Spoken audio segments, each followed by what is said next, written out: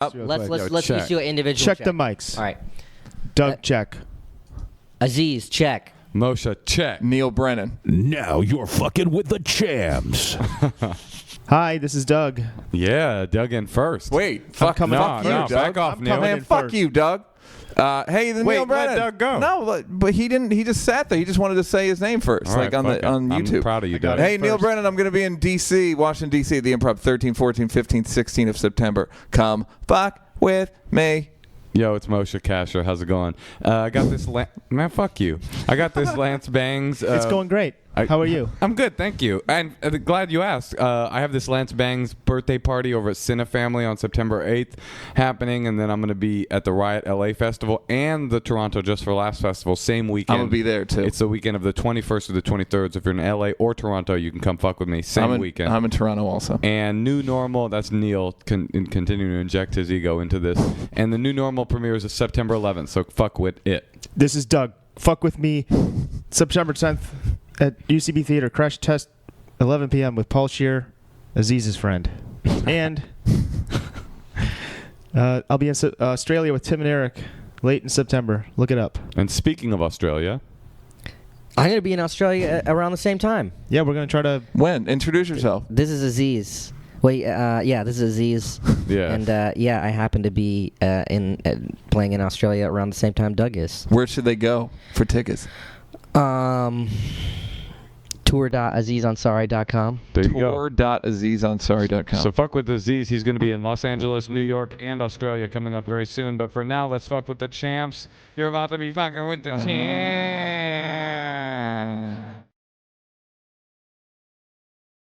Now you're fucking with the champs. Like this beat? Yeah, that's Did you make that beat? I wish I did. Yeah. Who did? John Wayne. Oh shit! I didn't know he did that. Yeah. That cat was talented. Beat John Wayne, too. Is that the guy's name? John Wayne? His name is John Wayne, but no H. No Casey, just John Wayne. Hey everybody, you're here and you're fucking with the champs on another exciting episode of your favorite podcast featuring your favorite misanthropic dysfunctional family. My name is Moshe Kasher. I'm excited to be here. Neal, say hi. Hi. Doug. Yeah. Hi. Hi. And our guest this week, a very exciting guest. We're super happy to have him. He's a friend of the podcast, a friend of comedy. You know him from Parks and Rec. You know him from Comedy Central. Ladies and gentlemen, it's Aziz Ansari. Yeah. Thanks for having me. Hey, All thanks right, for come on, coming. man. We moved. Anything we can do to. Although you were going to come, you were going to finally come to Venice. Because I asked you like a year ago if you wanted to do it. And you were like, yo, man, I'm going to be honest with you. I don't fuck with Venice like that. I live on the other end of town. No, I know, but We've been trying to tell this motherfucker that for a Our year. new location is opening up a lot of... No, but except he was going to anyway. No, I didn't ever say I was able to. You texted me like the day of. You're like, hey, man, you feel like coming to Venice right now to do my podcast? And I was like, no, I don't feel like doing that. Yeah, well... Also, I can't, damages that you're giving me. Even if I was available, I don't think I would like immediately come.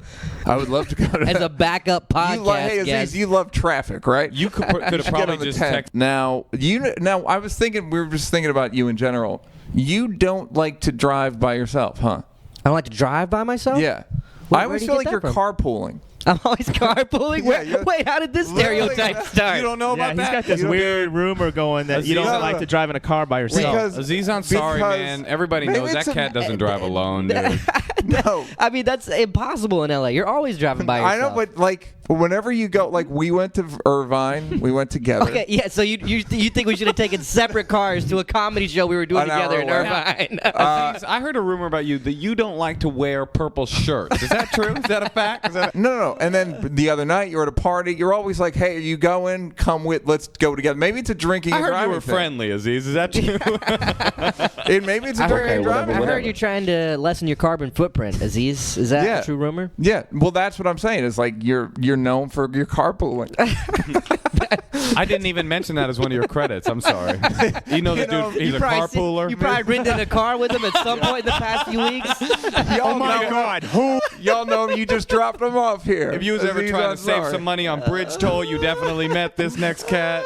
No, but you like. You ever went- been at a party with this All right, guy? I You live in the saw same you- neighborhood. You definitely been hit up by this fool. Probably wondering if you wanted to share a ride home or if you needed a ride. It's the You know car- what we're talking about. It's the Motherfucking carpooler of Aziz. it's the carpooler of comedy, Aziz Ansari. You come out on stage in a passenger seat of someone else's car. And your posse gets out of the back seat and is like, "Yeah, motherfucker, yeah. we've been riding with him." Carbon footprint. No, well, you carpooled Saturday night to a party, He's not No, drunk. I didn't. Well, no, I did. Yeah, I did. and then you carpooled With two other last guys night. that live Are also passionate around about me. And Well, that's smart because then less and also, drunk drivers. Yeah, on the road. I'm just trying. I mean, I don't. I And then think you in LA, carpooled people. last night with Morgan, and I felt like this Yeah, guy. that was me, Morgan, and Joe Mandy all carpool together because This we guy- all live in Los Feliz. This guy feels like he loves. Carpooling. Yeah, you got real defensive at the beginning, Aziz, but it turns out you've been busted. Kinda right. You're a carpooler. I mean, I guess like you guys might have a skewed perception, but you just run into me a lot of times. I've been carpooling. Yeah, like once a week. I see you all the time. You're carpooling. All right, now you don't? Now here's the other thing about you. Do you rent an apartment or you own an apartment? In LA, Yeah. I just rent a place. Isn't that weird? Don't you feel like you've done enough? Like, He's a New Yorker. Yeah, I but love he New doesn't York rent. and- And you rent there too, though. You know, I don't really spend money. I don't know why. Is that? I said that to somebody, and they said that's an Indian thing. Maybe That's the carpool thing. You're saving money. It's all goes back to. No, I think no, I'm gonna buy a place, but you know, I think doing. You know what we do with acting and stand-up and stuff. You don't really know where you're gonna live, but I'm gonna buy a place in New York. I've been looking at places, but I haven't seen one that I want to buy yet. But I'm also super indecisive.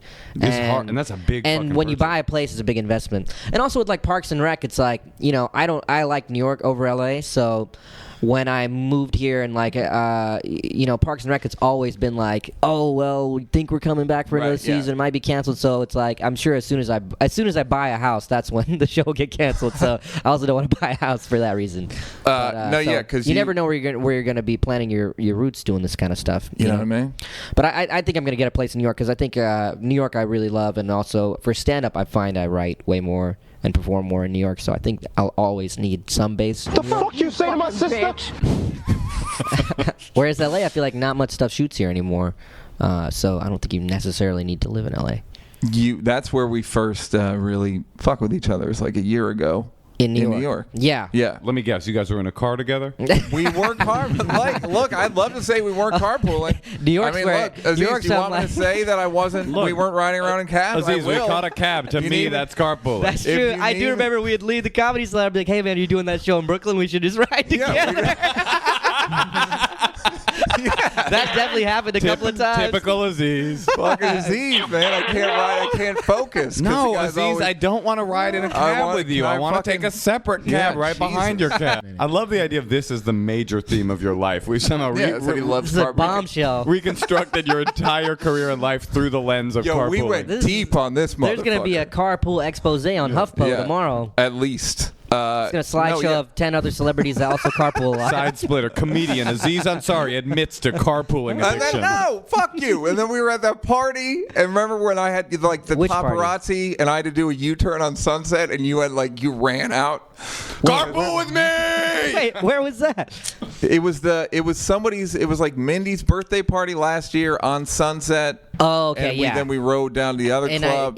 Well, another yeah. carpool experience. Look, guys, it's not unfounded. Yeah. Look, Aziz, I'm gonna drop it, but I just want Look, you to know. hey, I'm gonna own it now. I guess I Yeah, do carpool. you love the- because this- I love the environment. And I hate drunk driving. If Yeah. those two things are problems, then Then yeah, I love carpooling. yeah. There's worse traits.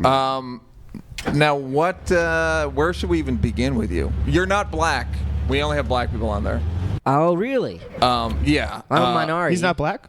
No. But I do feel like that you have a real affinity for black culture. Yeah, I mean, I like hip hop music. Yeah, and in a weird way, hip hop has become what we mean when we talk about black culture. We mean hip hop culture. Yeah, but we've had people that are not That's like true for sure. that are not hip hop people. Right. Nicole Richie. Right, Not- for sure Although not. she's, no, she's not hip hoppy at all. Yeah. What am I talking about? I was gonna say we were gonna go black friend for black friend, Oh, I think Aziz. Well, actually, yeah, you guys might be able to ride. I'm not saying famous. I'm just saying black. Tell you something about black folk. I mean, Aziz, did you grow up listening to hip hop? Is that the soundtrack of your life? I did. It's something that's so fascinating to me now to look back on, just how Tell you something about black folk. like gangster rap, like those, like, you know, Dr. Dre, Snoop Dogg albums. Those are Wu-Tang. Those are ubiquitous. Where I went to school. Yeah. I went to school in Bennettsville, South Carolina, a town of like 10,000 people or something. And kids there, it was an all-white school. Everyone knew all those albums and songs because MTV and everything. It's like, wow, that stuff is so, you know, it's like hardcore gangster rap. It's really and like hardcore. Third, fourth grade white kids in South Carolina, like for something to be that pervasive is so insane. And while to think about it now, to see like, to like gone through the process of seeing how they like market a movie, or, you know, seeing musician friends put on music and stuff, to see like, wow, that stuff was so huge. Yeah. It was huge. A buddy of mine was at Coachella with his kids, and when Dre and Snoop were on, and it was like they played the Lick My Ball, whatever, the Nate Dogg. They did like the Nate Dogg tribute, and it was like, Oh yeah. And you even then you lick my ball. And he looked over at his kids, and they And were you didn't covering lick their my ears. balls. Yeah. Oh, they were covering their ears because they knew, like, this is horrible. And it was like, yeah, no, this is what me and your mom used to fuck with. This is how we met. To me, there's nothing funnier than being at a club and they put that song on, and watching all these women like sing along to this horrible misogynist anthem. Yeah, it ain't no fun if the homies can't have none. Is the creepiest. Oh, it's a horrible. It's a song about gang rape. But at the same, yeah, but they're like, you know, I heard some interview like they did with like Jay-Z on like Fresh Air, and they're asking him about like, you know, those kind of lyrics. It's like, well, the guy's also only 19 years old. Like he's stupid. He's 19 years old. Yeah. Right. I mean, how old was Snoop Dogg when Doggy Style came out? Like, Yeah, probably yeah, 18, he was like 19 years 19, old? 20. Yeah, of course he's thinking about his friends getting their balls licked. That's the coolest shit in the world if you're 19 years old. That's all that's happened to him. Did you hear? Somebody licked my balls. Curtis? Yeah, no, he got his balls. Like, No you fucking way. stop the car. Did you call her back? Of coolest- course I didn't call her back. She licked my balls. Are you guys like fascinated about like how old people are when stuff goes down? Like that stuff is so fascinating. to me. Yeah, like what? Like that Snoop Dogg was like 19 years old when Doggy Style came out, or like Prince was like 26 when he made Purple Rain or something like that. Yeah, that's insane. Oh, now that we're like adults? Yeah, or even when I was growing, I remember at the first like comedy club I was like past that I did a lot was a comic strip. And at the comic strip, they have two newspaper clippings up. One is for Eddie Murphy, and one is for Adam Sandler. And Yeah. Adam Sandler, you read like Adam Sandler's, it's like he's in NYU. He's like headlining at the strip. Yeah. That alone is pretty cool. Yeah. Like legit get Saturday spots at the strip. Then he was on the Cosby Show at the same time. And then you read Eddie Murphy's, and he's like, you know, just killing everywhere. And he's like, you How know, old was he? He was 21. No, he was 19. Yeah, there's a When line. he made Delirious, he was like 22 or 23. It's crazy. And he was on SNL, and he was like 18, I think it might 19. even be younger than that. I think he might have been 21 for Delirious. I And when he was on SNL, he was like 19, 20, Right. 21. And when 22. Dr. Dre made The Chronic, he was 50 years old at that time. And so there were no black dudes where you grew up? Where I grew up, I went to like to a school where there was like all white kids. Like the public schools in South Carolina are notoriously bad. It's always like 48th or 50th in rankings. So my parents sent me to the private school. Now it's all white kids, no minorities, no Asian people, nothing. I was You were the only one? only non-white person the whole time I was in the school from So you first are to 10th black. grade. I mean, for all intents and purposes, you might as well you're be an black. outsider. Yeah. I remember, where were we? We were eating a long time ago, and somebody said the N-word, and I was kind of like, how'd that feel? And you were like, yeah, I wasn't that into that. No, but like, Wait, somebody where was that? I'm trying to remember that. The Hungry Cat. Me, you, and Sandberg, and maybe Jonah, and Akiva. somebody just said dropped something. an N-bomb? Yeah, but it was like It was, the waiter to be or fair, something? it was nigger night at the Hungry Cat. Technically, yeah. I mean, when I was growing up there was kids that yelled that kind of stuff at me. Not all the time, but like it definitely happened. So yeah, I mean, that's like close enough. It's like, well, we don't have I any mean, around. And if so. anyone's yelling that stuff, chances are they're not going to be a fan of me either. I mean, Oh wait, are you? There's You're a not real black. nigga. You're yeah. What are you? You're Indian. yeah. What do your parents do? Let me tell you something about niggas. My dad is a gastroenterologist, and my mom like works at his office, kind of managing the office. And so when you entered into private school, what was there a memory that you have of feeling like, oh shit, I'm not white? Was it sleepaway or was it like Catholic school? No, Those are your only two regular. options. It's just like regular school. Was it a sleepaway school or a Catholic school? Those It are the was two like the schools. regular What do you mean, like a wear a suit and tie type shit? No, just a regular school, but you just gotta pay. It's not like a public school. So it was a boarding school. Not a boarding school. So it was a school It's on a just ship? regular So school. this School is on a like, boat? This is like a Was it finish, on a This is like a finishing Just take school. it where out. they Was just it on Sea a Was it a Sea Org on an island? Were you on an island? It was just a regular school. All right. But you know the thing about that stuff is, if you don't have any frame of reference, nothing seems weird. Right. Like growing up in a really, really southern rednecky type town, you don't realize that it's that until you go to other places and you look back on it. You know what I mean? Like at the time, you don't realize like how southern shit is. You know what I mean? You're just like, oh, these people just like biscuits. But like, then you leave and go to other places. Like, man, biscuits aren't around as much as they were back there. Maybe I really was in a redneck town. Did you ever feel any kind of prejudices? Yeah, here and there, but overall it was fine. I mean, it's not like the stories you hear about. Like I've heard about like Asian kids getting rocks thrown at them and shit, and like awful stuff. I didn't have it that bad. Right. And then, but you knew you sort of wanted to get out. You had like you wanted to do like you wanted to leave the South, right?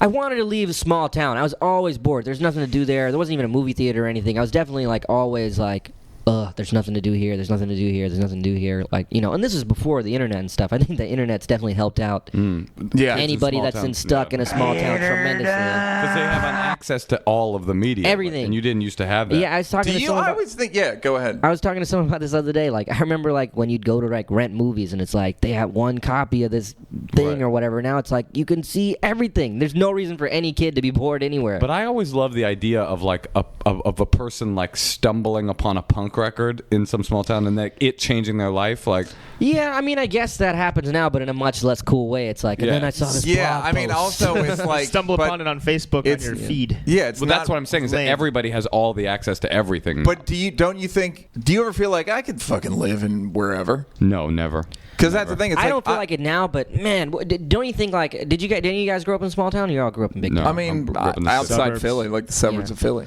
Yeah, but you still have Philly close. Like if you're in like a small town like that, like in South Carolina or something, you feel cut off from everything. No one comes and tours in your town or anything. You're so cut off. I imagine the internet's a huge thing, a huge deal for people in towns like that. Because I mean, I think if the internet was really big the way it is now, back then, like I would be making videos all the time. I would be so into all that kind of stuff because it's like you have a chance to kind of peek into the rest of the culture. You know? Do you think it might have kept you in the small town and not made you leave? You would have felt more connected. No, I definitely would have still left eventually. I feel like all the kids now that leave these small towns and stuff, they're way familiar with the culture of like Brooklyn. Well, what's funny is they know all everything the spots. about like they know kids will do like hipster like trips. We're like, we're going to fucking go to New York, and we're going to go to a Hannibal show, and then we're going to go to the cake shop, and then wherever the fucking places to go are. The barrier to, like, knowing about cool stuff is just, those barriers are gone. It's way easier. What about girls? When you were there and you were the only non-white kid, did you have trouble getting girls? I mean, I you know, I don't even remember, like, being, like, that, like,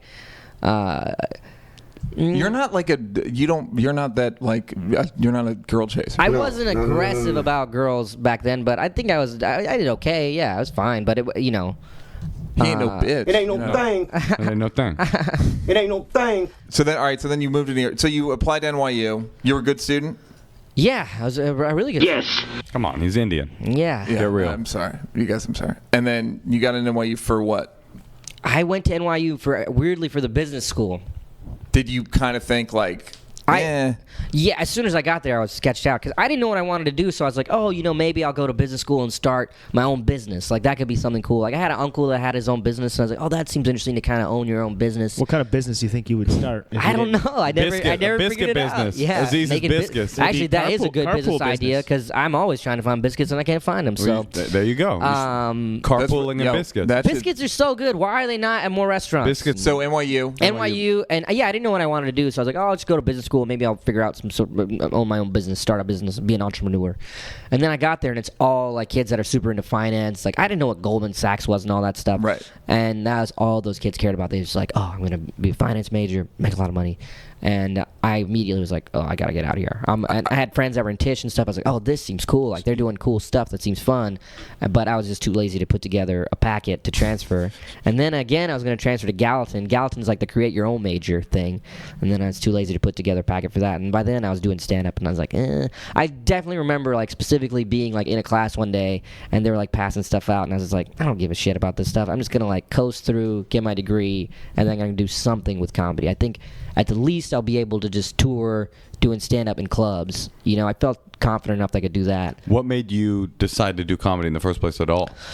Just, I mean, does anyone have a much different story than this? I was just like, you know, friends were just telling me I was funny and, oh, you should try it. And that just happened a couple of times with different groups of people. And I was like, oh, that's interesting. You know, I always like telling stories and things like that.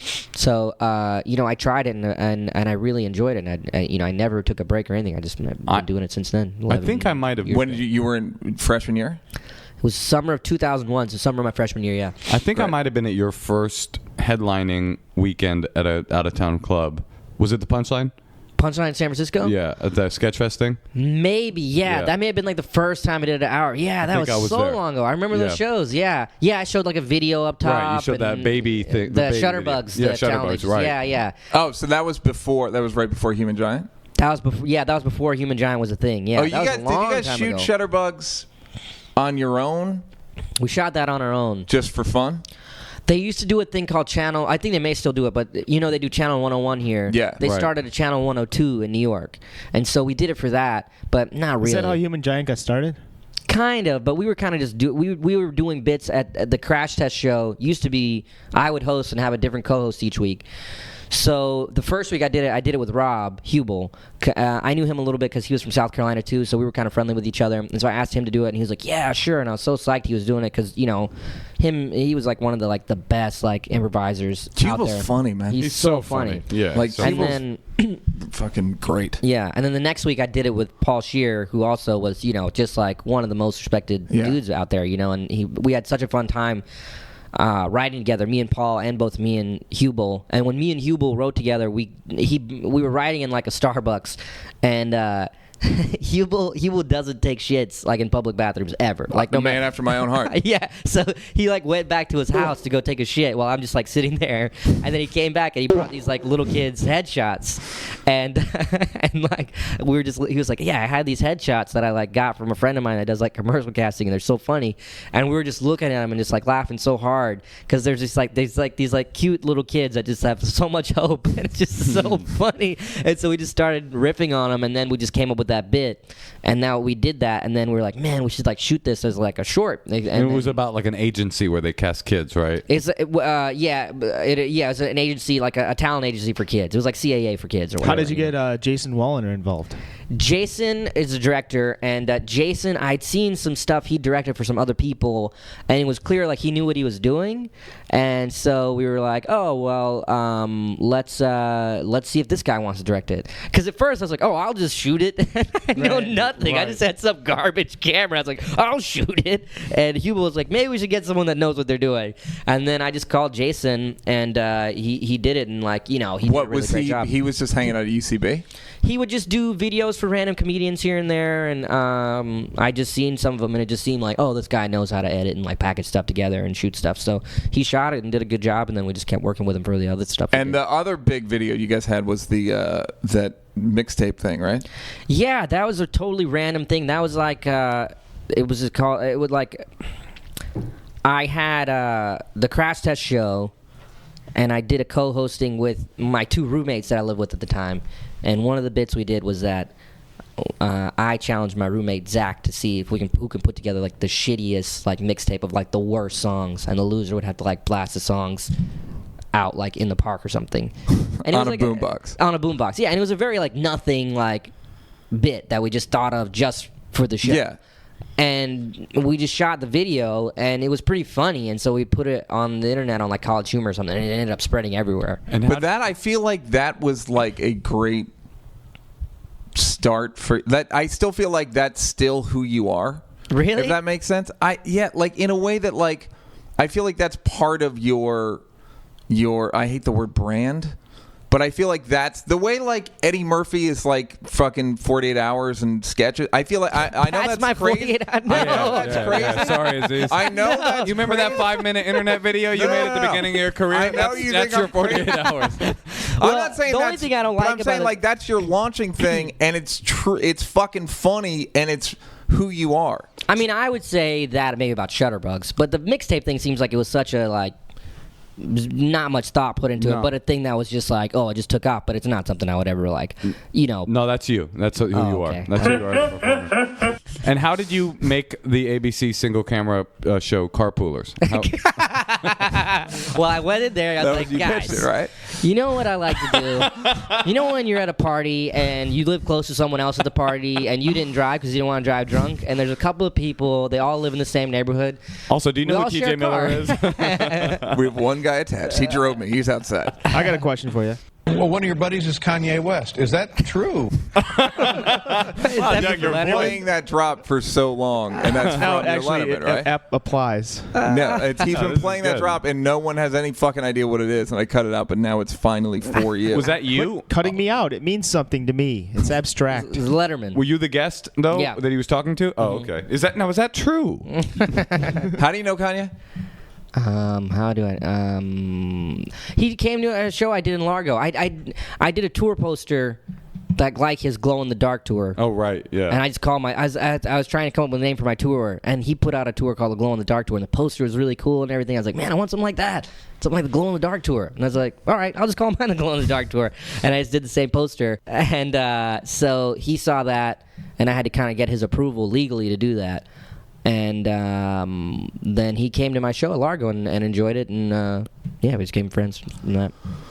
All right, so no, go. No, I mean, just was there a moment though, like now? Well, I don't want to get ahead of ourselves with your career, but from being from this small town in South Carolina and feeling like you had these bigger city aspirations to then like kicking it with Kanye West, what was the moment where you went, holy shit, this shit is really happening? Like, did you have a moment like that?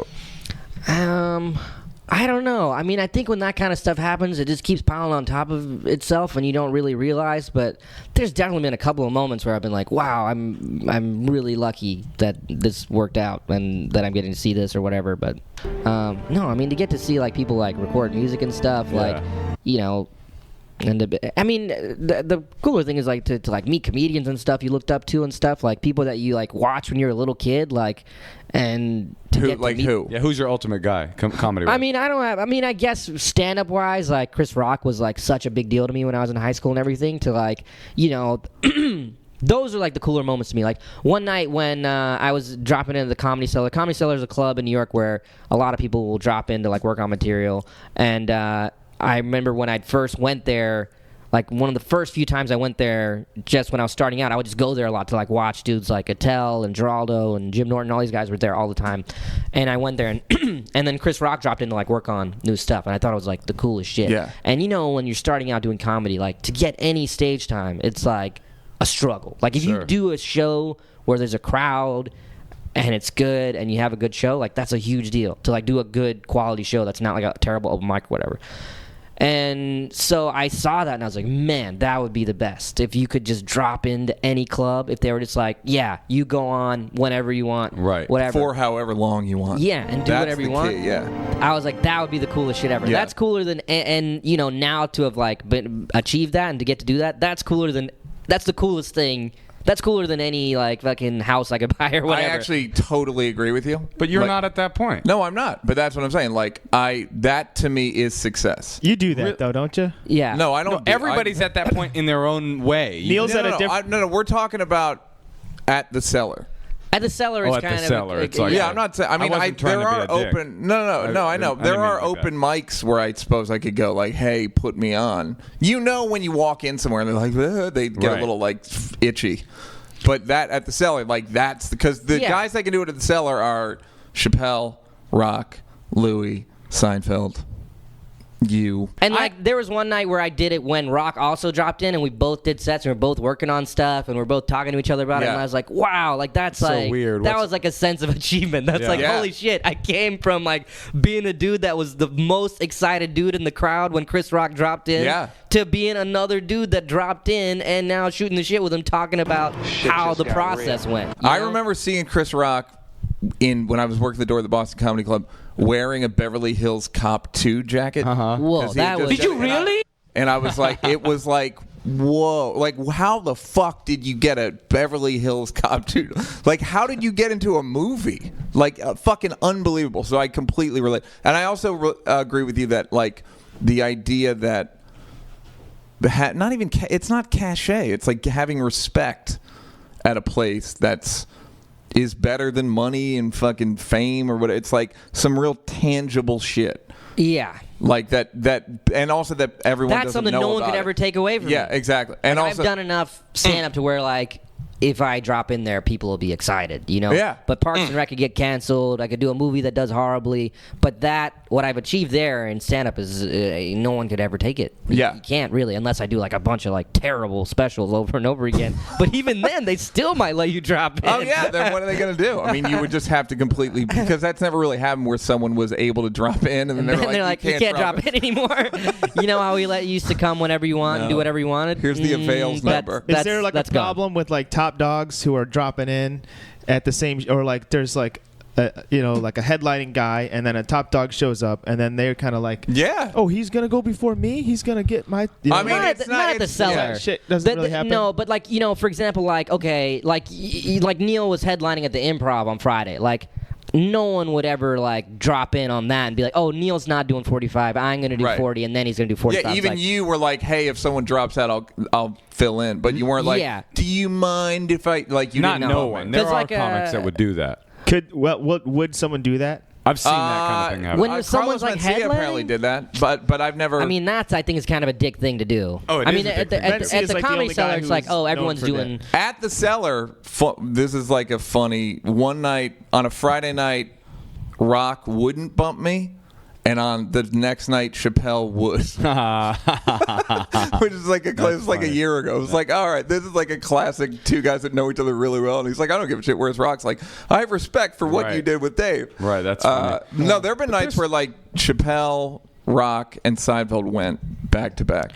Oh yeah, And Louis, and probably now it's you, Louis. I've Rock. been there. Me, Louis, Rock, Seinfeld. Yeah, it's crazy what people in New York get to see. Oh, yeah, it's for insane. $12. But I mean, I know what you're saying on a smaller level, because it's rare to be just a feeling as a comic to go. I remember I had this feeling, I think, when I just realized, like, whatever show I emailed and said, oh, I'll be in town, they would be like happy to have me. They would be like excited, and I thought, wow, that's so awesome, because for such a long time, like you were talking about, the power vacuum is in the other direction. Yeah, where they'd be like, oh, we're all booked up, but check back in a month. Right. Yeah. And it's just a good feeling to be that legitimized. No, all those things Moshe Kasher. those are like kind of small victories, you know, like when you're a comic. I think that's definitely a moment, you know, when it's like when it moves from like they're like, oh, you're in town, oh, definitely do the show, right, to like, let's see if we can, you know, let me know what weeks you're available, we'll see what we can do. And you're saying, oh, I'm in town, I can definitely do the show. You know, the whole thing is flipped. Yeah. Did you? And what do you think it was in terms of when you go on stage and people get excited? What do you think it is? Besides the Boombox video. That's it. That's Not the only thing. Boombox video at all. It's none of that. All right, back off. Fine. You know, I don't know. I think it's a combination of a lot of things. I do think it's a lot of the stand-up, though, because when I first did, the last tour I did was like the first theater tour I did, and when I did it, I was like, I wonder how many of these people just know Parks and Rec. And I'd mention like something like My Cousin Harris, and like everyone in the audience would give like a recognition applause, like they knew that bit.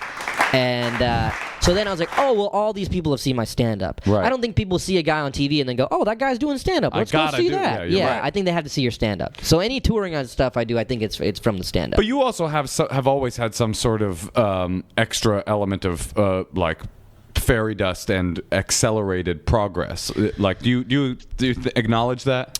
I do think I've gotten lucky in that the TV projects I've done have went. Like Human Giant, we did 2 seasons of it. Parks and Rec, we're doing the 5th season. And yeah, there's a billion talented comics who've had TV show pilots that didn't get picked up, great pilots that didn't get picked up and stuff. And I think I've been lucky in that regard. But I do think I would put my work ethic up against almost I would too, anybody. No doubt. Yeah, I would too. No, but I didn't even mean it. I don't mean you. I mean your. I don't mean my work ethic. I mean your work. No, your work ethic is for sure. No, I didn't even mean it like you got lucky. I meant like you. When you came on the scene, your voice was also exactly the kind of voice that people were. It's a very contemporary voice, you know. There's a lot of sort of hip hop stuff. It's who you are. I started when I was really young, and I think if you start when you're really young, you're always ahead. Like you guys read you read that book Outliers, Malcolm Gladwell. Like I really believe that stuff about like he says like you need to do stuff like 10 years to be an expert, and like people that do shit a bunch, like.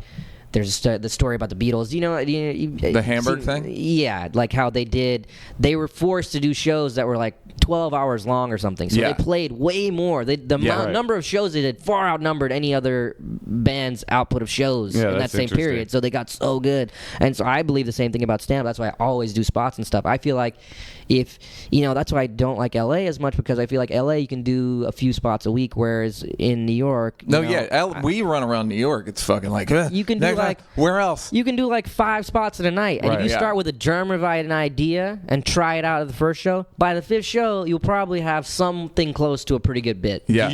Whereas here it's like that same 5 shows will take like a week and a half. Yeah. Do you ever think what would have happened if you didn't get any NYU, but you had gotten into like UCLA? Like, would you have the same life and the same career? I feel like I owe a tremendous debt to New York itself. And I feel like, like, no question, being in New York. You voluntarily pay taxes in New York, correct? Because you feel like I owe this city everything, and I'm gonna give you tithe. No, but I do think about that. Like, I like donate to like charities in New York and stuff. I'm like, fucking New York is the reason I get to do what I do. I don't have any illusions about that. I really believe that. And speaking of New York, how did you meet Jay-Z? Jay-Z, through Kanye, through like. Actually, I met him. He is buddies with Rashida, and Rashida had told me that he'd emailed laughing about some bit I did, like the R. Kelly bit or something. And I was like, whoa, that's awesome. That's awesome. And then when I did Bonnaroo, he had headlined Bonnaroo. And so I had someone reach out to be like, oh, would you want to like say hello to Aziz? Like, we heard like he was a fan or whatever. And so I met him after his set at Bonnaroo, and that's where we first met. And then I got to know him a lot better during when they were recording Watch the Throne. That was definitely like one of the coolest things I've seen, is them recording Watch the Throne. Like that is one of my favorite albums now, seeing it now. But to see that whole process and like hear like the kind of discussions they would have about stuff, like it was so fascinating. And how would you describe those guys? Like the difference between them, especially like what's the difference in the affect of Jay-Z versus Kanye? I mean, I think you hear it in the songs. Like Kanye looks up to Jay-Z tremendously. He's like his big brother or whatever, and he went to those shows as a fan, and now he really, I think, still gets a kick out of the whole notion of like, oh, I used to be a fan of this dude, and now I'm making an album with him, and he's like listening to my opinions and stuff. Like, I think he's like that. But and they're both insanely bright guys, super smart, super funny dudes that love to laugh. Like, it's interesting. I don't think people have that. I don't know. I hate talking about those guys because I feel like people are like, oh, you always talk about them. I've only done one stand-up bit about Kanye. Yeah. I'd be like, oh, the guy who did the Kanye joke. I also talked about sheets. Well, seriously, what's and up ice with cream? sheets? And people don't ask you about ice cream, but those are fascinating guys. That's why I did that one story, because I thought it was pretty fascinating guys. Actually, but I want to talk about ice cream because I wanted to talk also about your obsession with food. Aziz is one of the most food centric. Every time you go on tour, the people that don't know you as a carpooler know you as a food guy. This is a more established trope. You are a crazy. You asked me where to eat before I came here. I'll go. The only place I know more about food than Aziz is San Francisco. He knows every spot in every city. I mean, that's just from touring. I think it's one of the things. A lot of comedy dudes are really into food. Patton's really into food. Yeah, Cross is really into food.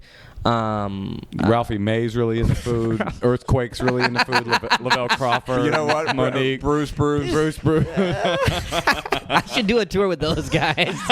Me, Bruce, Lavelle Crawford. We would just kill it. What's great is barbecue after every show. You wouldn't close that show. No. It would just be like, hey, man, you gonna go on like third, and then Bruce gonna close this motherfucker out. I was telling someone about that. I was like, oh man, I didn't know Jay-Z was so into food. And they're like, oh well, he's just a man of fine taste. And I was like, oh damn, I want people to say that, not like instead of Aziz is a real foodie. Well, it's much cooler. Like, now Aziz, you're a man of fine taste.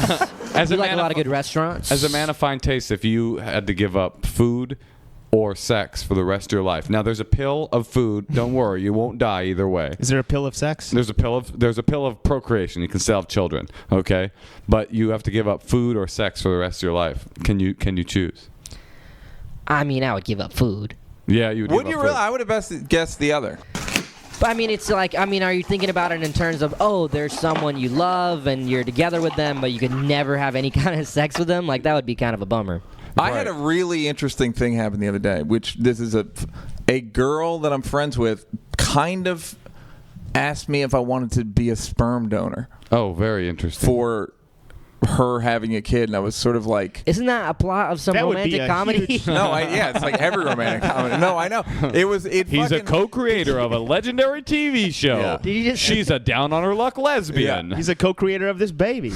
It was like this baby. Was it Chappelle that asked? Yeah, it was Chappelle. No, it was a weird thing where I was sort of like, not insulted. I would be flattered. What are you talking about? I was flattered. It's a compliment. Weird got thing. the goods, No, man. It's a compliment. Yeah, no, it's a compliment, but I was kind of like, nah, I don't, any baby, I don't, first of all, I don't even really want to have babies, but I feel like something that's like, well, if I'm going to have a baby, I want to fucking spend my time fucking with it. It was just a weird thing. Like a lot of. But you said no ultimately, right? I said like I got to think about it. I didn't say specifically no or yes. Huh. Can I give don't know mine? if I would. And Would then you guys say do it's that? yours? So that I could be the daddy? That's the plot of a romantic comedy. Yeah, we got it. Just I'll go in there and jerk off. We go in there together. Bump. How you like me now? How you like me now? Wait, you took sperm?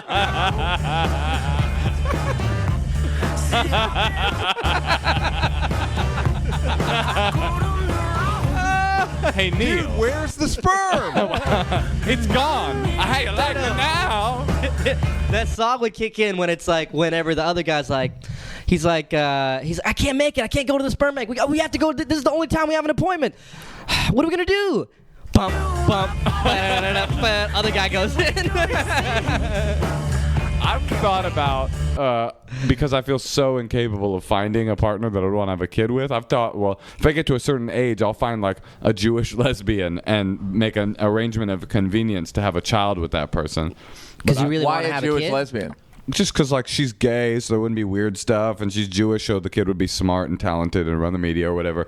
And like, you know what I mean? Good work ethic. Yeah. What about you? Do you want children? I don't know. I mean, that's what the whole new hour I've been touring. It was really all the writing was really fueled by this kind of questioning of seeing all these people around me getting married and having kids, and then what to do if you're not quite ready for that. I don't know. I think in a couple of years, my views on that stuff will change. Right now, would I want one? No, I couldn't handle one right now. Right. But maybe as I get older and settle down. What do you make of dudes that do have kids that are as ambitious as? Or there's guys that are ambitious, like you're ambitious, or any of us are ambitious, and they have kids. I'm always like, how are you doing? I just don't know how they have the time for it. Yeah, I don't know how they have the energy, the time, or anything. I really don't know. I also love fucking around. Sexually, you mean? No. I mean, like the first time I ever met you, sitting at your house, like watching Inception. The first time I ever met you, I think that stuff's important. The first time I ever met you, you were eating brunch with Kroll in like 2006.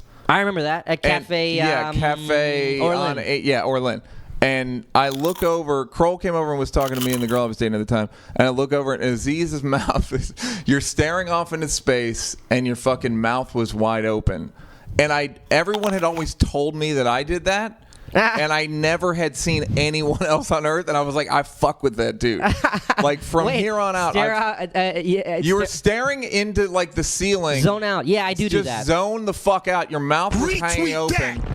And I was like, I fuck with that dude. Sometimes people ask like, "Oh, what are you thinking about?" I'm not gonna tell you. Some personal shit, probably. Like probably something that's like occupied my mind. You know. Yeah. That's why I'm thinking it, not saying it. Girls like to say that a lot. What are you thinking that's the about? worst. I'm like, you never want to know the answer. So you know what I'm thinking about. Yeah. But you know what's weird is like that was before. iPhones and everything. Now I probably wouldn't be staring. I'd probably be just like checking a message or something. You'd just be like, "Oh, Yeah. this is another dude." Yeah. Yeah. Well, that's an interesting thing of like, is that What? Yeah, I wouldn't fuck with you. Doing, Although we're doing an episode of Parks and Rec right now about Tom being obsessed with the internet or whatever, and constantly on it or whatever. And we're doing this talking head, and I was talking about I was doing a joke. Improvising a new joke, but the premise of the episode is that he can't use his phone for a week or something, and so like in the talking head I was talking about like, you know, he was like, I was eating dinner with a friend and he went to the bathroom and I had to just sit there and stare at a plate of lasagna. And it made me think, like, what person now, when you're sitting in a restaurant with a friend and they go to the bathroom, who doesn't pull out their phone and stuff? No, 100%. I struggle to think of, you know, the time like, what did when we do? someone would leave and then I would just sit there and just be like, all right, well, I guess I'm just sitting here. You just thinking, doesn't happen. But there's a whole theory about that. There's a whole theory about the fact that I think we might have talked about on the podcast before that the amount of media that's being streamed into our lives constantly is in fact making our attention. It's shattering our attention. And our humor attention span. I was talking to someone about this. Like now, like you can go on like Reddit or something and you see these quick things where you just click a thing and you laugh. Like, even if you have, like, a sophisticated, like, snobby sense of humor, right? Some of those pictures of dogs or whatever, it's funny. Hilarious. It's so funny. And you immediately laugh. Then you watch, like, an old movie, and you're just like, what the fuck's going on, man? Like, what? I don't have time for sure. this. I mean, you know, Doug, that those don't sound like drops. They just sound like we have our phones. People are going crazy right now, checking their phones. There's this new idea. Good. They're doing that anyway. Well, you're a very internet dude, and but like, have you heard about this new idea of stacking? Have you heard about that? No, what's that? It's this idea that you go out to eat with a bunch of people. Oh, I've heard of this, yeah. And everybody puts their cell phone in the middle of the table in a stack, and the first person to touch their phone pays for the dinner. And I think we should do that, Aziz, because I feel like you would pay for dinner a lot. No, I've been actively trying to be better about not being on the phone. Well, that's what. Yeah, Chelsea said that you've been making fun of her. For being She's on the worse phone than so I much. am. Chelsea might be top 3 in the comedy game. I'd say. You say top. You're like three. Who is in her range? As far as I can't even answer on the this. phone a lot? On the phone? That much? I mean, I'm around her a lot. You do look at the phone She a lot. opens. She opens up. She opened up a lot of my tour that I was doing over the summer. So I was around her way more than a lot of other people. So I was probably more aware of it. But you know, I'm bad too. I'm not saying I'm not. I'm bad too. We're all bad. We're all bad. The idea is that. But she and I have talked about this. She doesn't feel like there's any reason to slow down. She says like, oh well, you know, I always be distracted by something. Like I would read a book or whatever. But or I'd help somebody. I'd feed homeless people. I have to say that I love Chelsea, and I will remain anonymous about this. But I did go to junior high school with her, and I do not recall her reading books all the time. Retweet that. I may have misquoted her. The phone should have a Chelsea is restaurant someone mode. I don't want to talk about on a podcast because I'll get destroyed tomorrow. We can edit this out. No, we're not editing this out. Retweet that. I wish there was a thing where your phone, you could. I'm sure there's an app like this, but I'm too lazy to find it. But where it say like, oh, it'll only let you check Twitter and Instagram and all that stuff once a day. Well, that's fast. It limits your. That's the first thing. That's a real thing. That's on your computer. That's the first thing. But I want it on the phone. That's the first thing. Yeah, it's hard though because phone calls and texts. No, but like you could say, oh, it only lets you access Facebook, Twitter, and Instagram once a day. That's it. Yeah, Would you do it? Would you do it? Yeah, because I feel like it's such a waste. Man, I feel like I'll just sit down and like look at the same 4 or 5 websites and then go back and look at them again to see which ones are updated. Start from the beginning again and just cycle through. And I've wasted hours doing that. Years. Hours. It's the biggest waste. Like, I mean, now it's like, it's like you used to like watch movies and TV, and you'd be like, oh, I should make time and read these books. Now you're on the internet. It's like, oh, I should really watch that movie or read that. Yeah, no, absolutely. It's what's like gonna happen when it's like, what's gonna happen when it's gonna be like, man, I really should go on that website. I gotta go on Reddit. I gotta go on WorldStar. Why am I not on WorldStar and I'm wasting my life? I've never been on rapgenius.com. I've been meaning to check it out. It's a classic website. But the idea is though that it's actually the idea of this article that I read was that it's actually a sickness that we're so distracted that it's a sickness that everybody's attention is diseased, in fact, and that the only way to cure it is actually, and this is very dogmatic, but I'm curious what you guys think about it, is to enter into nature. Is in fact the way out of this. That's what's kind of happened in the episodes. I go away with Ron or whatever to go to his cabin or whatever. But here's the thing though. It's easy to say like, oh, it's you should get off your phones. But here's the thing. All right, let's say I'm walking from my trailer to the set of Parks and Rec. Okay. What are you gonna do during that time? I could just check some website or whatever, or I could do nothing.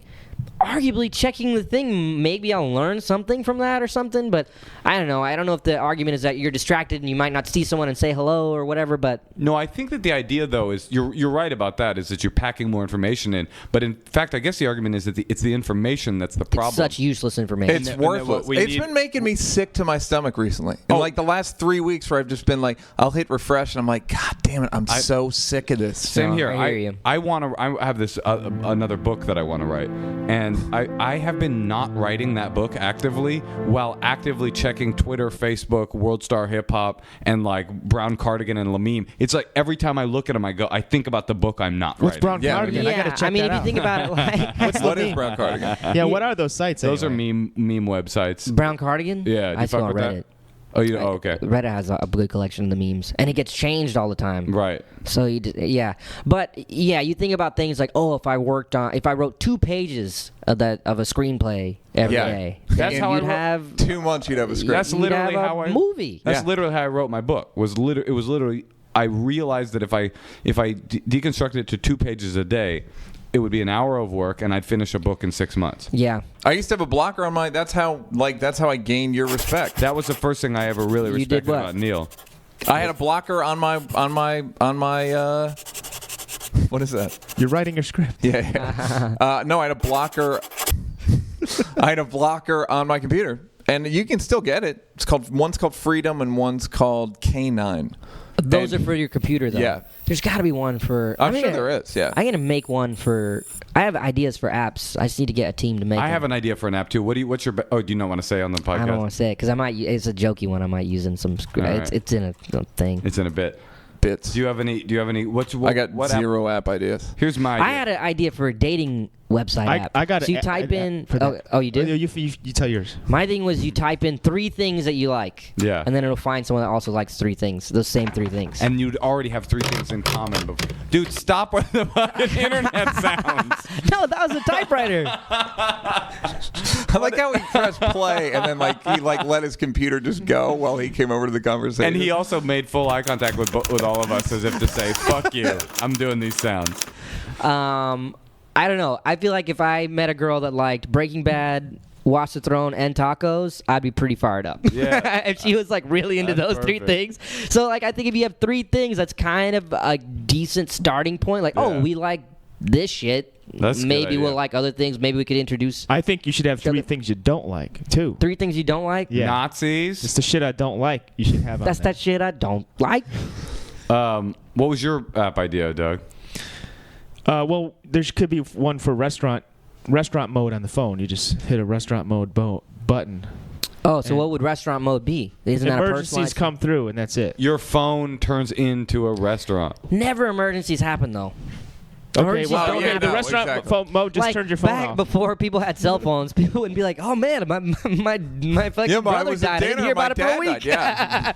I haven't checking my messages." You find out about the emergencies quick enough. My or it could be date mode. Like if it's going bad, then it automatically rings. That's and a you thing. You could choose to ignore it or say, oh, this is important, and it's like a way, and then you just leave. There used to be some.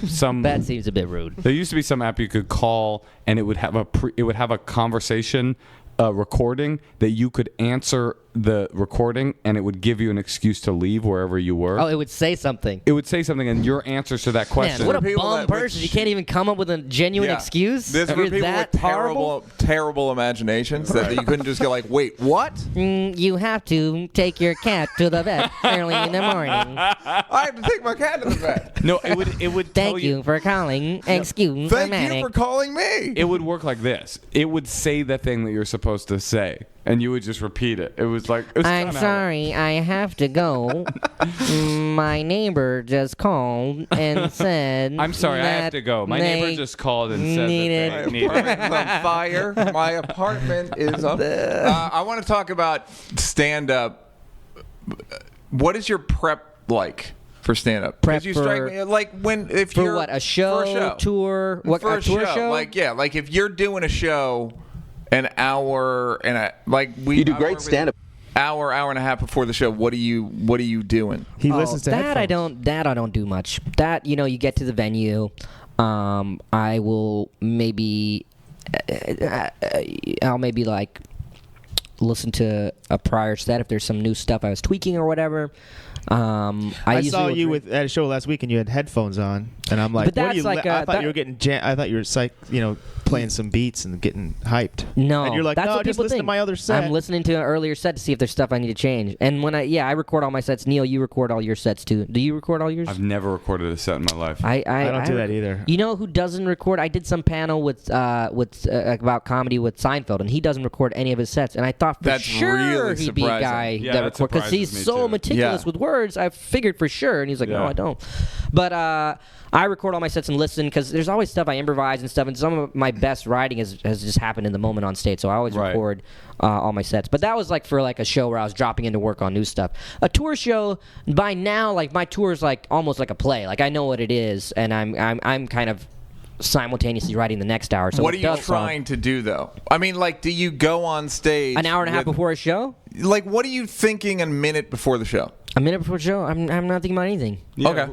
What do you mean? Just in terms of like, because I feel like you're pretty meticulous. Like you're dressed up, you're listening. I see you, so I'm always thinking like, do you have a thing that you're trying to accomplish as a performer? No, because by the time you're like in the groove of a tour show, it's almost like a play, and you know it pretty well, and you're just gonna do the show, and the variable is the audience, but you kind of know that the show works at that point, so it's like. I'm just going to do the best performance I can, and for me, I always try to have a couple of small tweaks of things I'm working on to make better, because no matter how good your hour is, you can always tweak stuff and punch some stuff up. So I'll try to like tweak a couple of things that maybe could hit harder and things I tried that, but overall, I'm not. I'm pretty confident in it by the time it's like a successful thing. Become an hour. By the time it's become the hour.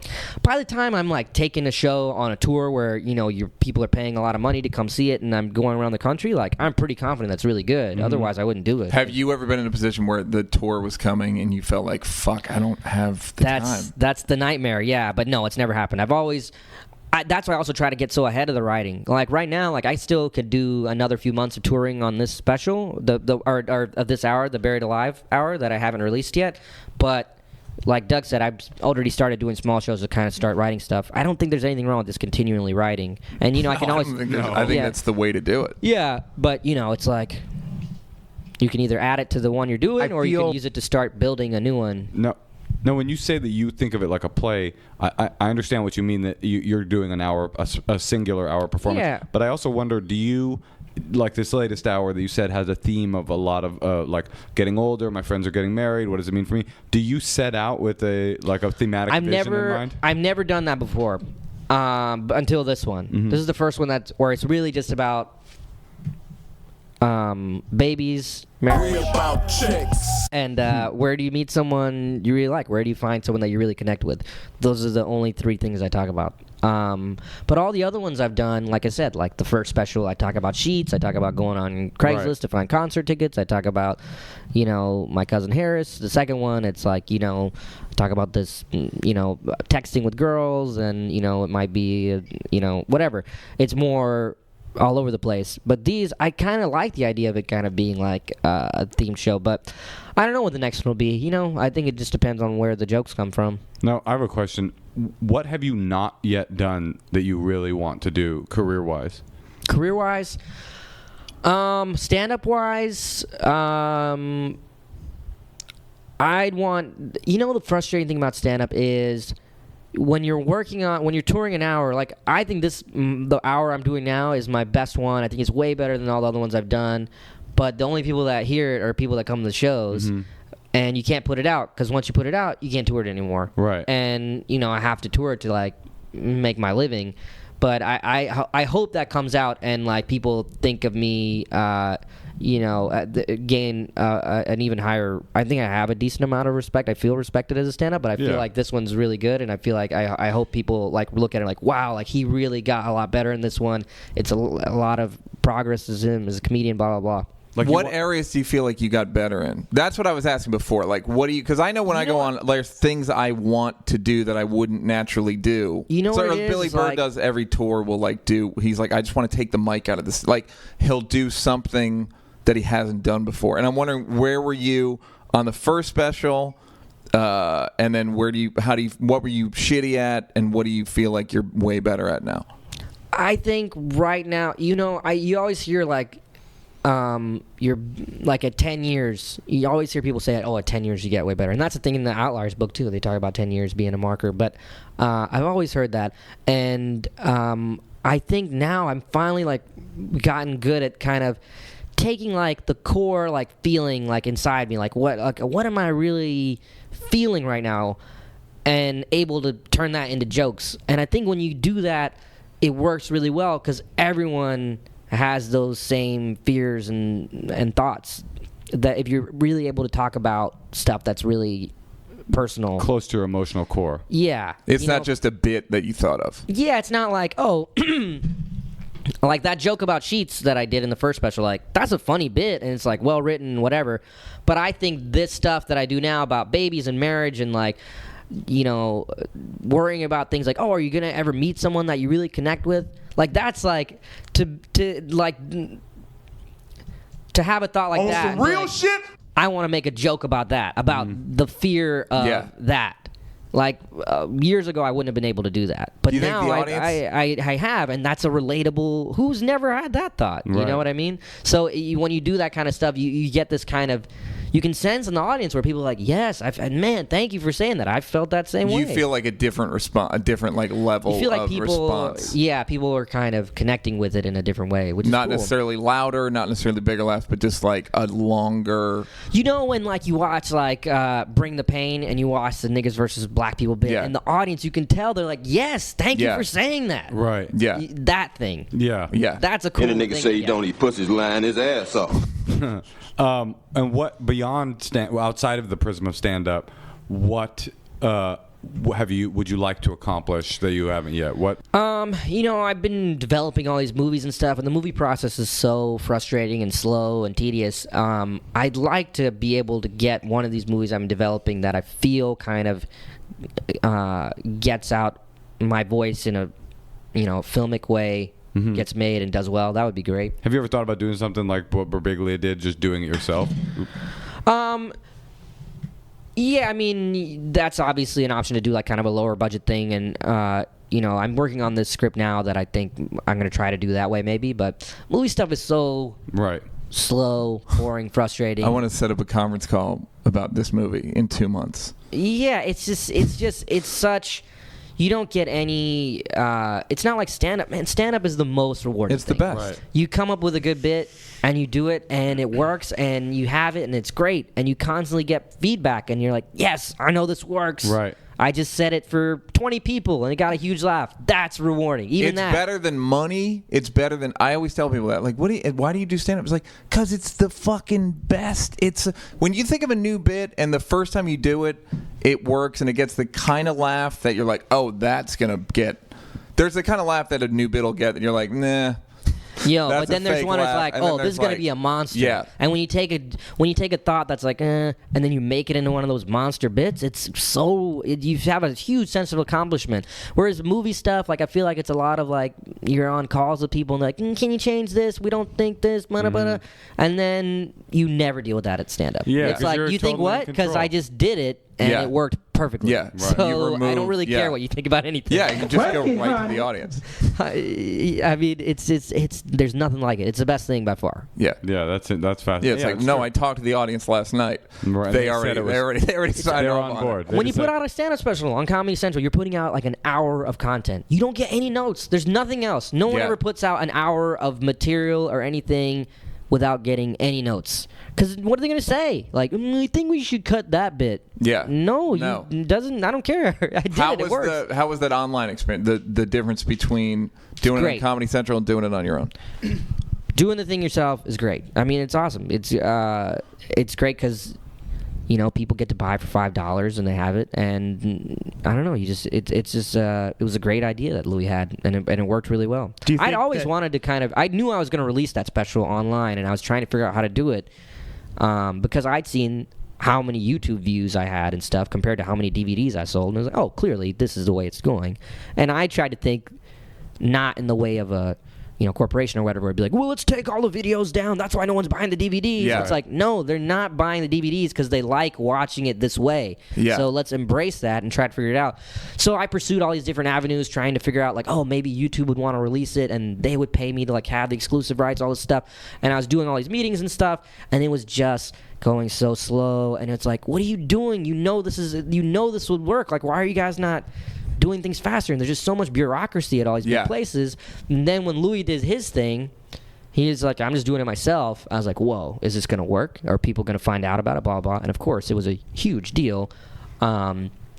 And it was like, well, clearly that's the way to go. So then I don't have to deal with any of these people. People seem to really like what he did. People were asking me right away, are you going to do that with your specials? So I'm really glad I did it. And any future specials I release, that's definitely going to be a component of it. I'm trying to figure out what I want to do with the Buried Alive one. I think I might try to make it a movie or something and also do the $5 thing, or I don't know. I think it'll be a combination of things or something. Do you think networks are a little bit freaking out that all these big comics are totally taking back all of the power of releasing their specials? I mean, I'll tell you what, man. I still get a ton of people that see the specials when they rerun on Comedy Central. I still think that's a component. I don't think you can. I think people are very quick to dismiss that stuff. But you know what? People watch TV. People will flip through Comedy Central and they'll see your stuff for the first time. Yeah. I know there's people that flip through and see my special on Comedy Central and like, oh, that's the guy from Parks and Rec. Oh, I didn't know he did stand up. And they watch it and then they might come to a tour. Yeah, I'm doing an hour. I'm going to do it on Comedy Central, and it's like and I know I'm like, fuck, I wish I was like more famous so I could just sell it online. But it's like, you just got it. You got to do it on Comedy Central. Yeah. Look, the or at thing least about once. I mean, you have to get like having that first special pop on there is what let me do the other one. And Louis did like 7 specials or something before he did this one. It's the Radiohead thing. It's like, they could sell their own thing because they had 7 records on Capitol. And that's what's not said a bunch. Is like it's like, oh, if you're one of the guys, those 7 guys that can drop in at the cellar, put your special online. You'll make a ton of money. Of course you will. That's the way I feel. But I think in all these articles and stuff, and in those articles every month where they ask like me about that experience and whatever, and the kind of frustrating truth is like, I was already had a big fan base. Louis had a huge fan base, so of course he was able to talk. Each of us were able to talk a bunch of people to spending $5. Right. We're playing theaters. Like, clearly, if we can go to Cleveland and fill a 3,000-seat theater in Cleveland, we're going to have a lot of people around the country that would pay $5 to watch a special. Yeah. Where do you see yourself like 15 years from now, 20 years from now? If I could do exactly what I'm doing right now with the Buried Alive show, where it's like I tour theaters, I'm just writing material, living in New York, doing stuff at the cellar or wherever, I would be thrilled. I would couldn't be happier. I'd love to be like Cosby, how he's like so old and still tours. Right. I don't know how the fuck he writes material though. I wonder about that. Like, there's something like, you saw me write this hour. You saw me drop them at the cellar a bunch. Yeah. You saw that whole process. There's dudes, I don't know how the fuck they write the stuff, because I'm in New York and in LA. No, Cosby doesn't have. You know what it is? It's like they write new stuff. They can will shit into working. Yeah, and but I also think you need the that- cellar theaters become the cellar. I guess when you so. just do 4,000 seat theaters, you kind of like, meh. All right, Also, I'm just those old doing a guys theater. don't have the internet for distraction. You're absolutely right. But yeah, I guess eventually that becomes it. And a lot of those people don't release specials, so they'll like, do an hour. Seinfeld doesn't ever release specials. He'll like do an hour, and then he'll like, I think he like adds some new stuff, and then eventually the new stuff just becomes the whole thing, and then that becomes, does that make any sense? Yeah, I think But it that's. doesn't really- I actually think that's the more standard way of doing comedy in America, anyway. Yeah, I know, but I don't know. There's a lot of people that do. Another thing is that whenever you do interviews, people are like, oh, so you're doing what Louis C.K. does. You're dropping your hour and then writing a whole new hour. It's like, well, Louis does that, but a bunch of people have done that. Yeah. I mean, Carlin did that. All the Crosby Carlin records, they're all definitely did that. different. Rock, Chappelle, Yeah, everybody. Stanhope. But I will say, like you look at like the output, the level of output of Louis is pretty crazy. He's done so many hours. That's the thing. That's the anomaly. It's that he's the done hour so a many. year thing that is. That's a bit. I think that's a bit extreme. But Do you put yourself on a time schedule? With filming a Parks and Rec and stuff or any potential movie things, you can't really do that, I don't think. But I've done an hour every 2 years now, roughly. That makes sense to me. But you look at it, it's weird. Like, you look at, like, Rock, he's only done, like, 4 specials. Right. But he's done so many movies and things, I guess, so it kind of takes a lot of time. But it's Hasn't like... Chris done 5? I feel like maybe he's done 5. There's big-ass jokes, which I think is kind of hard to find and stuff. So I don't know if that really That's a counts. half hour. Yeah. Bring the Pain, Bigger and Blacker, Never Scared, Kill the Messenger, and that's it, yeah? I feel like there's one more. Kill the Messenger is the one in different cities. The average, yeah. So that's 4, right? And think about, like, Louis done, like, 7 or something. Well, yeah, no, it's when Rock is like, I don't know what Louis doing. But that Rock, was comforting. here's the thing, I was though. like, oh, good. Yeah, Thank but God. at the same time, though, I saw Rock, like, a few months ago. He did, like, 40 minutes of genius I know. shit. It's he fucking- always has, like, He has bits. genius bits that never see the light of day. That I maybe know. you'll be on talk He has shows. bits that I'll fucking talk to people. Like, I'll go, and he won't even really remember doing He throws them away. He doesn't and do it's anything like, with them. motherfucker, that was such a good bit. No, he's fucking so good. Yeah. You see him when he comes in the cellar and you're like, fuck, that dude is so good. Yeah, he literally just makes you want to, like, just throw the mic. Like, ideas fuck that are you, just, Rock. Yeah, just ideas that are so fucking sharp and good, and Yeah. jokes that are just so. And I he mean, does it by he's subject. the king of getting that vibe of like what I was talking about, where the audience not only is laughing, but they're like, yes, like cheering Yeah. you on, like for Right. saying something that they haven't been able to express, a frustration or thought or. The way someone can do it on Twitter, like with just a good topical joke that just like nails it, Rock can do 20-minute bits like niggas versus black people or all this girl shit, or that's fucking just like, god damn it. Get I actually think there's also a thing that happens to people at a certain fame level, that when you are one of those 7 people that you were talking about, it's easier to write because people are already pre-excited to see you, and That's actually a hindrance, I would say. I think I would be more than happy to say that Rock was getting off on a markup. I No, think, I didn't You mean get it no, like no, no. that. But here's the thing: you do get. Look, this is what happens when you show up there unannounced and people see you. They didn't know you're going to be there. You're someone they've seen on TV. They get super excited. They'll go Right. crazy for like 30 seconds, clapping and hooting and hollering, and then you start talking, and you'll get some like courtesy laughs for a little bit. Then it goes down. But some audiences, they'll still be. They're just warm audiences. They're still excited, and that's actually frustrating because I want my shit to work for a guy that's like, fuck Aziz. He sucks. Yeah. He's horrible at stand-up. I would want to do a show for a whole audience. Like he's here. Come on out. I would love to do a show for just everyone. Like go through Twitter and like find everyone that says like that guy sucks at stand-up. His stand-up's horrible. I would love to do a show for an audience full of that, because that would be like it'd be like, all right, let's fucking do it. Yeah, Let's go. that's the thing that I want to say about. So when people are when we're warm- talking about how fucking good Chris is, he's fucking good. Like He's legit good. No, But I he's know not you're saying not he's saying, not. but no. No, Chris Rock Why sucks. are you and looking at look, Moshe? everybody knows Chris is a No, terrible but he's comedian. not getting a mark. I mean, like that's true. That Yeah, thing of like but you get a some audiences, markup I and do then- think some. Yeah. I think from the hundreds of sets I've done, in the past few months from dropping in and stuff. I have you can tell when you're getting too much of a markup overall, and that's annoying because you're like, well, yeah, but I don't have a gauge on this shit. Yeah, no, that's real. But there's also a thing where you're able to. I just think that you're able to output stuff because you don't have to do any of the struggle stuff to get them to be on board with you. They're on board with you, so you'll be able. They're in your. I don't think that's the thing. I don't think that's true. Because you still have to write material the same way. Yeah. I mean, if I'm working on a new bit, like it's the same process as it was, years ago, but I'm just better at writing. Yeah, it's also not every bit that you tried worked.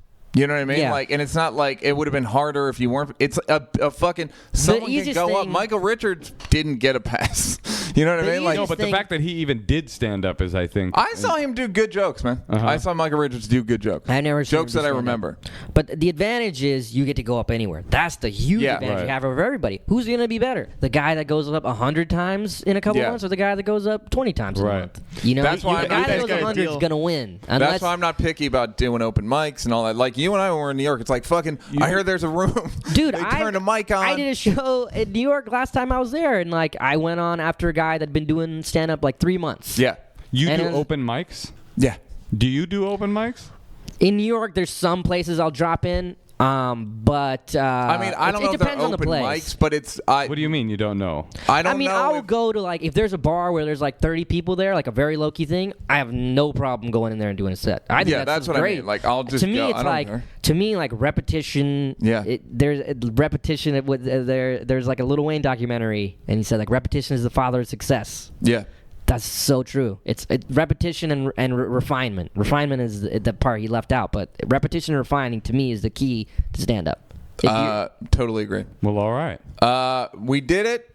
That's the Aziz Ansari episode. Thank you, guys. Aziz, thank you. That's so fun. Yeah, you're. Well, I feel like have you felt like a change in yourself in the last 2 months? In the last 2 months? Yeah. Why? I feel like a different energy from you. Oh, really? Yeah. Like better or worse? Better. Oh, that's good. Well, I feel bad about the prior energy. It was horrible. God, a bummer. It was really hard to deal with. You know what I'm feeling from you right now is a very strong the original video that you did the boombox video. God damn it. I'm feeling a strong boombox. Quit bringing energy. that shit up. Quit asking Neal fucking bringing up the shit I hate talking about. Mixtape video, rappers. All right, well, Aziz, wait, how are you getting home? Are you we're all going together. All the champs are driving home together.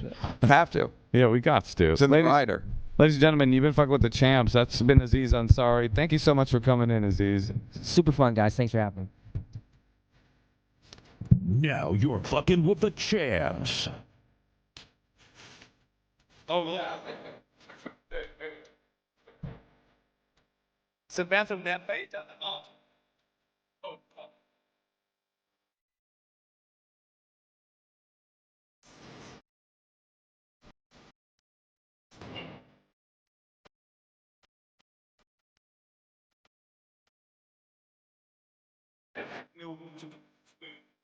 Now you're fucking with the champs.